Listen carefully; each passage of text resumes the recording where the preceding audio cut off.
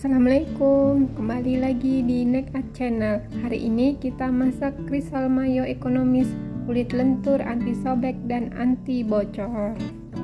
Sebelumnya, yang belum subscribe, klik subscribe dan bunyikan tanda loncengnya ya, agar kalian tidak ketinggalan video dari kami. Dikatakan ekonomis karena untuk bahan kulit risol kita hanya menggunakan 1 butir putih telur saja dan hasilnya lentur dan anti sobek. Cara dan bahan membuat kulit risol: siapkan 500 gram tepung terigu protein tinggi, 60 gram tepung tapioka atau maizena, 1 sendok teh garam, 1 sendok teh kaldu bubuk, dan 1 butir putih telur. Kemudian kita tambahkan 900 sampai 1100 ml air.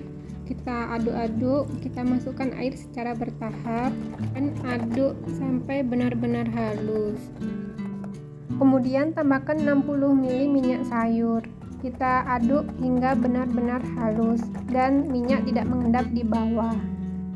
Kemudian kita saring adonan agar adonan kulit risol benar-benar halus dan tidak ada residu atau tepung terigu yang masih menggumpal. Ini adonannya tidak terlalu encer dan tidak juga terlalu kental. Kemudian diamkan 30-60 menit agar kulitnya itu lebih lentur dan tidak gampang sobek. Bahan dan cara membuat isian risol: panaskan margarin secukupnya, lalu kita masak 5 buah sosis sampai matang kedua sisinya. Jadi ini 1 sosis nanti kita akan potong menjadi 8 potongan. Setelah itu angkat dan sisihkan. Jadi isiannya ada 5 butir telur rebus, saus tomat dan saus cabai secukupnya, sosis dan secukupnya mayones. Kembali ke adonan kulit yang sudah didiamkan jadi lebih mengental dan halus. Kita bisa memasak kulit risol dengan wajan kuali atau kalau tidak ada wajan biasa. Ini adonannya setelah didiamkan selama 60 menit jadi lebih lembut dan insya Allah nanti hasilnya lebih lentur. Panaskan wajan kuali kurang lebih selama 10 detik. Sebelumnya kita usap dahulu ya. Setelah itu kita masukkan ke adonan kulit. Jika saat diangkat ada lubang, kita bisa mengoleskan adonan kulit seperti ini agar tidak ada lubang, dan tunggu sampai kulit bagian pinggir mengering. Jika kulit pinggir sudah mengering, artinya kulit risol bisa diangkat dengan menggunakan api cenderung kecil. Durasinya kurang lebih 1-2 menit dan kita lakukan seperti ini sampai adonan habis. Saat memasak kulit risol, jangan lupa kulit yang sudah matang diberi batas menggunakan daun pisang agar tidak lengket, dan ketika menunggu juga harus ditutup dan kita tata ketika sudah dingin. Kebetulan saat saya memasak tidak ada daun pisang, jadi kita bisa menggunakan daun pandan yang bisa dipotong memanjang, dan kita lakukan sampai adonan kulit habis. Jangan lupa untuk ditutup ya. Dan ini hasilnya. Satu resep bisa menjadi 35 sampai 37 lembar kulit risol. Ini setelah diambil 1 sendok sayur digunakan untuk pencelup dan bahan pelapis. Dan ini hasilnya, kulit risol benar-benar lentur dan tidak akan bocor. Seperti ini. Dia meskipun kita lipat-lipat seperti ini, dia akan kembali seperti semula, jadi dia tidak akan sobek. Jangan lupa untuk selalu ditutup ya. Dan ini sisanya 1 sendok sayur dari adonan kulit risol. Bahan lem dan bahan pencelup: ini sisa 1 sendok sayur adonan, kita tambahkan 1 kuning telur dari sisa putih telur sebelumnya, lalu kita aduk rata dan kita ambil sedikit untuk bahan perekat atau lem.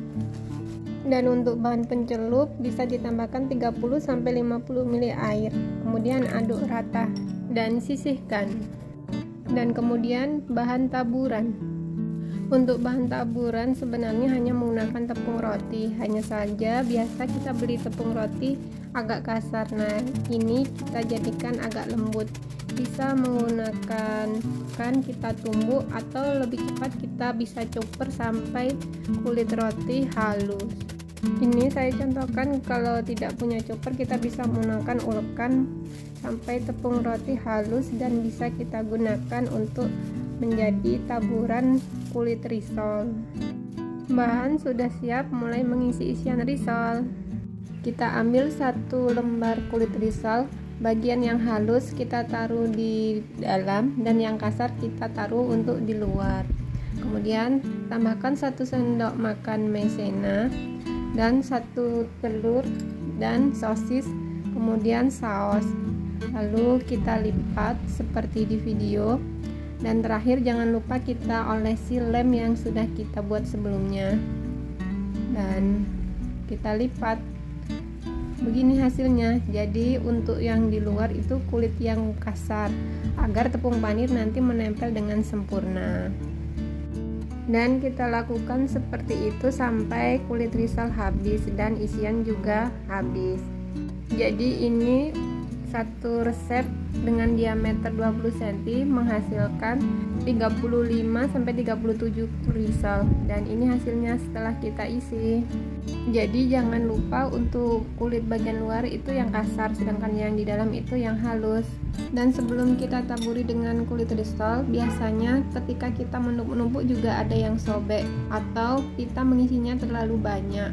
Jadi cara untuk menutupi risol yang sobek, sisa dari lem sebelumnya kita rekatkan ke bagian risol yang sobek seperti di video. Kemudian menggunakan teflon yang kita gunakan untuk memasak sosis, kita panaskan di atas api dengan api kecil, lalu kita tempelkan yang sudah kita tutup dengan lem sebelumnya sampai matang. Dia akan tertutup seperti ini.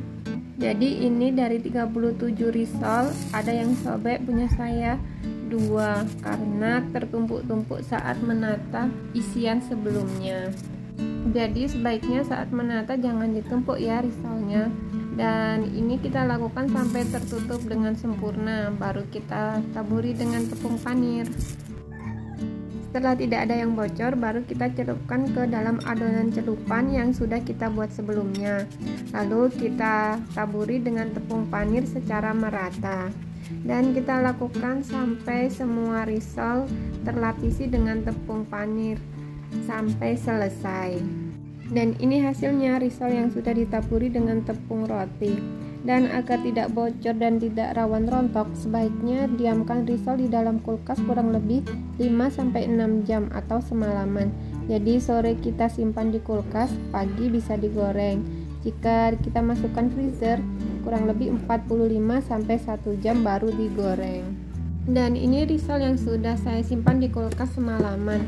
Jika di dalam freezer, risol bisa bertahan kurang lebih 1-2 bulan. Jadi ini lebih nempel ya tepung rotinya. Kemudian panaskan minyak goreng.